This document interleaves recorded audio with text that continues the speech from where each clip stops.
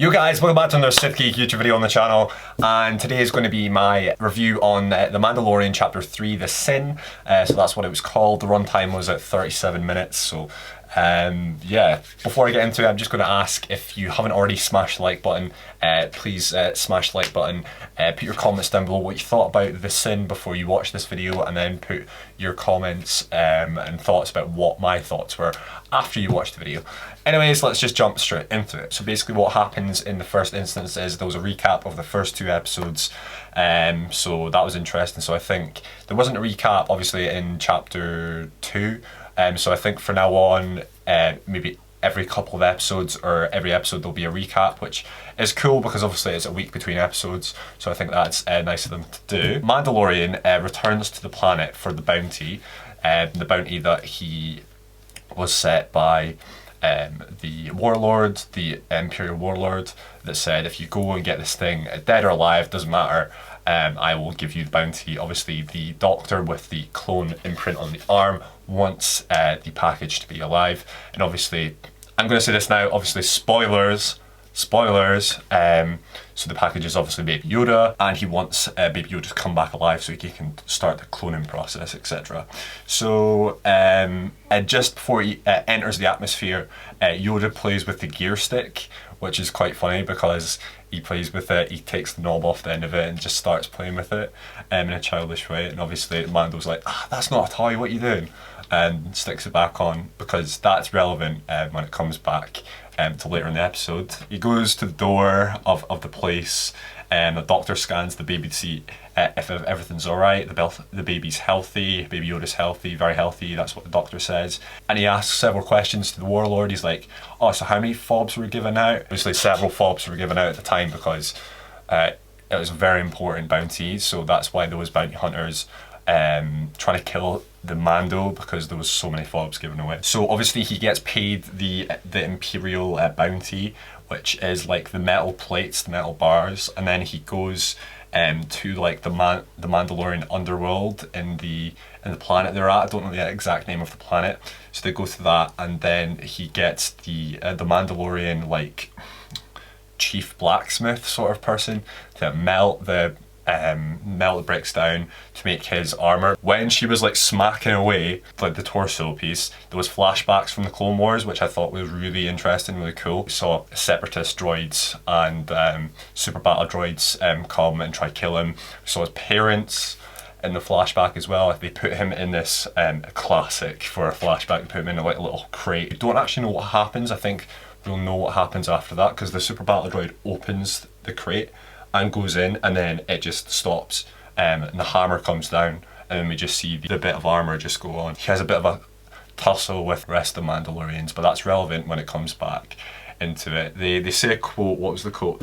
This is the way. So they're very cult-like, the Mandalorians, and obviously they're sad because Mandalore has been taken over and it's an Imperial ruin right now, so that's not the best. Understand that he never removes his helmet, and he also gets this thing attached called wishing birds, which is really cool. I think it's attached to his arm that he can shoot off, which is relevant in the rest of the episode, and it can fire off and kill multiple enemies at once, so that's a really cool weapon. And then he goes to, I forget his name, but he goes to the bounty hander, the guy that hands out the bounties, and he's like, I just want my next job. I want my next job, I want to move on with it. He wants to forget Baby Yoda, he wants to get it out of the way, and then he gets on his ship. And the funny thing when he gets to his ship is, so he gets on it, and the ball from his gear stick that he has to push forward to fly away has gone because Baby Yoda was playing with it.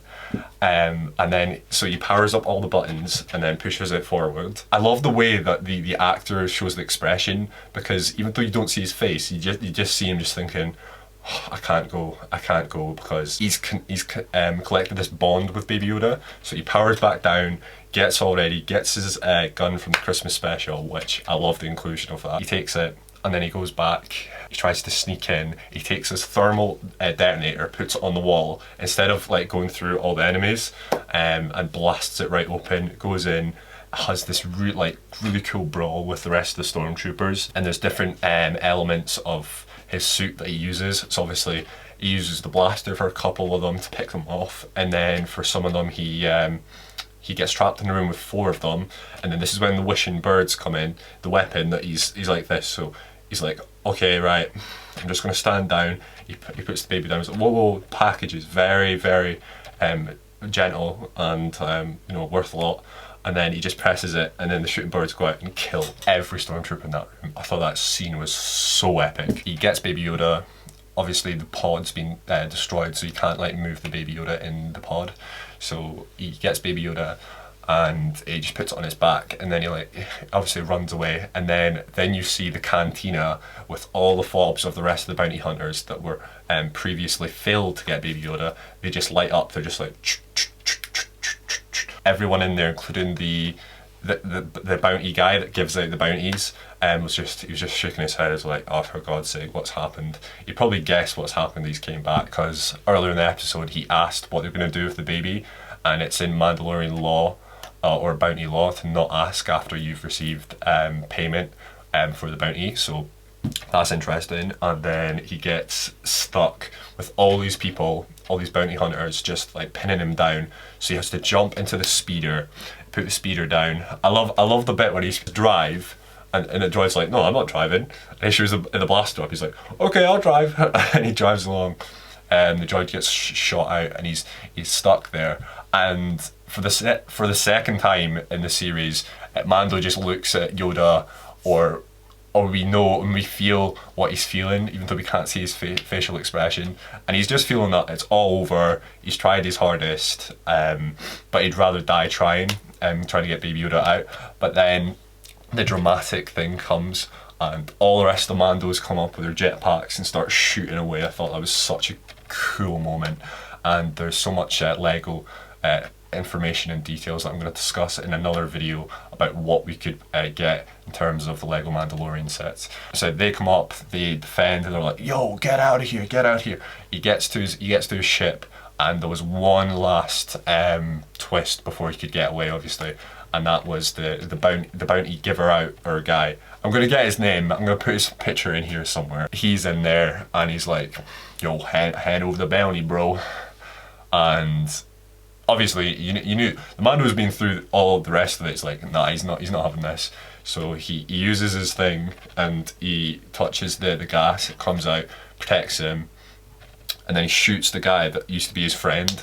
And it's ironic because obviously he gets shot off the ship, but he gets saved by the 2 bits of Imperial metal that were given to him, Imperial steel. He leaves the atmosphere, and then it blasts into space, and that's basically the first stretch of the story that's happened. So we had the introduction in episode 1, we had further introduction and story play out for episode 2, and then this has came to a close. So even though we've got 8 episodes so far in the entire season, the first 3 episodes are like a block, and I think we'll either get 2 more parts of blocks, we'll get another like short story for 4, 5, 6, and then we might get 7, 8 and then end on a cliffhanger, or we might get just a massive build and then end on the cliffhanger there for season 2. But it's alright because it started filming season 2, which I'm so excited about.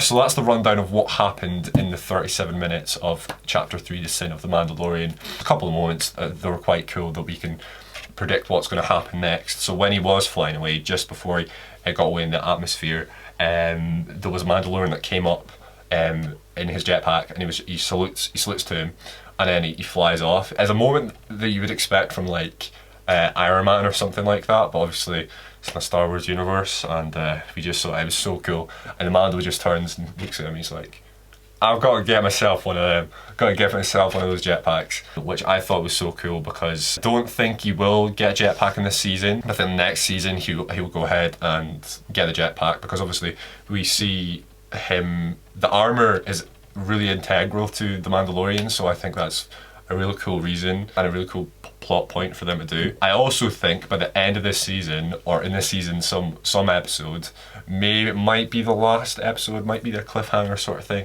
he will remove his helmet, so he'll take it off and we'll actually be able to see his face. That was my basic rundown and the plot of Mandalorian Chapter 3, The Sin. I hope you guys have enjoyed my long talk through. I've really enjoyed making this for you guys, and if you guys could smash the like button, that would be highly appreciative of me. And comment down below your thoughts of my thoughts on The Mandalorian and your thoughts of The Mandalorian so far. So chapters 1, 2 and 3, and what parts have you enjoyed the most? I don't know, I'm so excited for chapter 4, and I'll actually be releasing my chapter 4 rundown, breakdown, etc. on the day that The Mandalorian comes out. This one just was a day late, and Mandalorian chapter 3, The Sin, was yesterday. But yeah, the day that chapter 4 comes out, I will be releasing my thoughts video. Anyways guys, I've been your boy SithGeek. So excited for chapter 4 of Mandalorian. Anyways guys, peace out, have a nice rest of your day, and I'll catch you later on the SithGeek YouTube channel. Bye bye guys.